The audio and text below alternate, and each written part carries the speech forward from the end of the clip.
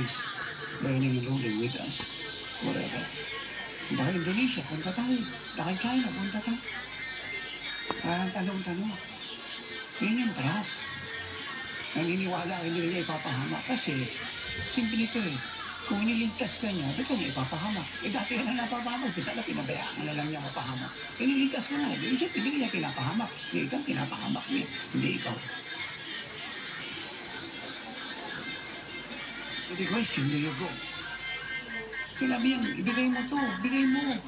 Kita nyo yung tabernacle bago ginawa ni Moses sa lupa. Yung pinakita ng Diyos sa kanya nung siya yung nag-40 days twice sa Mount Sinai. Yung picture sa langit. At yun yung ginawa niya sa lupa. Eksakto po yun. Kaya nagtuturo ng mali na bahala ka na kung anong gagawin mo rito basta balawalati ang Diyos. Kaya nasa lang leading ng Holy Spirit. Ito po ang truth eh. Pag siniriuso niyo po ang Panginoon, ang pananalangin, at kahit di ka mag-40 days, mag-fasted life ka lang, huwag mo na i-brote kung kailan ka nag-aayuno, paano ka nag-aayuno, sino pinag-ayuno, but you do it. Believe me, you live a life of prayer. Sabihin nila natin, nagpas ka once a week, pero when you do that seriously, yung leading ng Holy Spirit, tuloy-tuloy. Ando doon lahat yung kinyan doon sa how you pray. How you ask God to lead you.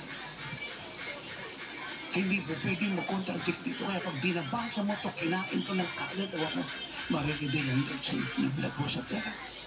At pag nilibig niya yung presence niya sa'yo, malinaw na sa'yo, katotohanan ka, si Jesus yun. Dahil yun ang sabi ng salita niyang nabasa. In John 15:7, the Lord tells us, if you abide in me, and my words, abide in you, then ask everything.